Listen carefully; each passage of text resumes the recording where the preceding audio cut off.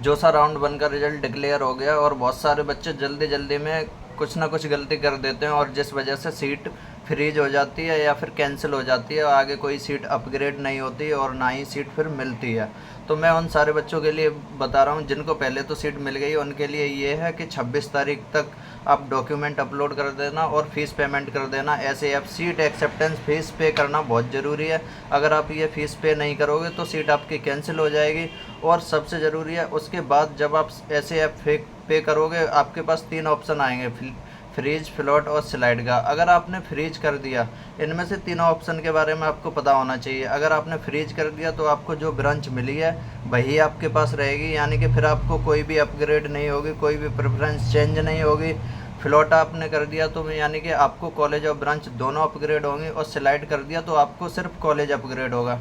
तो इस वजह से अच्छे से देख के चेक करना। और मैं बता दूं आपको, तो जो कोर ब्रांच है, पहले राउंड में कोर ब्रांच ज़्यादा बच्चों को अलॉट हुई हैं, तो आपको जो नेक्स्ट राउंड में अपग्रेड होने के चांसेस हैं, तो फ्रीज तो करना ही मत, क्योंकि अगर आप फ्रीज अभी कर दोगे तो आगे आपका कोई भी अपग्रेड नहीं होगा। अगर आपने फ्रीज नहीं किया तो ऑटो फ्रीज हो जाएगा, उससे कोई दिक्कत नहीं है, आपकी सीट ऑटो लॉक कर दी जाएगी लास्ट राउंड के बाद। तो लॉक करना नहीं है, जिससे कि आपको टेक ब्रांच की बहुत कम सीट अभी अलॉट की गई हैं फर्स्ट राउंड में, तो बच्चों को नेक्स्ट राउंड में टेक राउंड की सीट मिल सकती है। इस वजह से अच्छे से अपनी प्रेफरेंस देख लेना। अगर आपको सीट लोअर मिली है, और वो बच्चे जिनको सीट बिल्कुल भी नहीं मिली है, तो उनके लिए मैं बता दूं कि इस राउंड में करीब 60 से 70% सीट डिस्ट्रीब्यूट हो जाती हैं। तो 30% सीट फिर भी आपके पास हैं जिसमें आपको सीट मिलने के चांसेस हैं।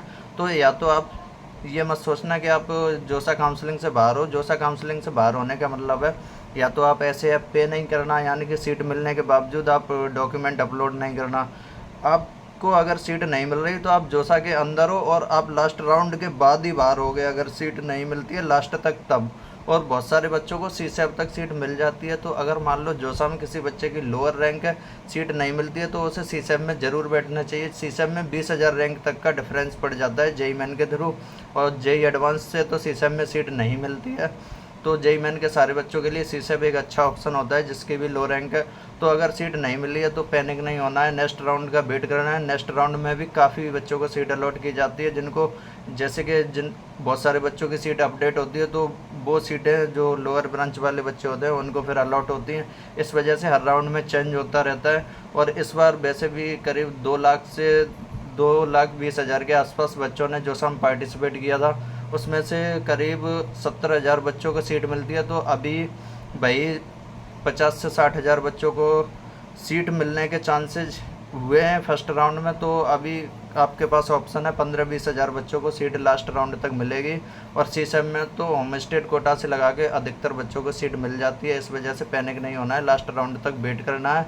सीट ना मिलने का मतलब ये नहीं है कि आप काउंसलिंग से बाहर हो, और जिनको सीट मिल गई है उनके लिए यही है कि 26 तारीख लास्ट है। सीट एक्सेप्टेंस फीस पे करनी है आपको, अगर नहीं करोगे तो आपकी सीट कैंसिल हो जाएगी।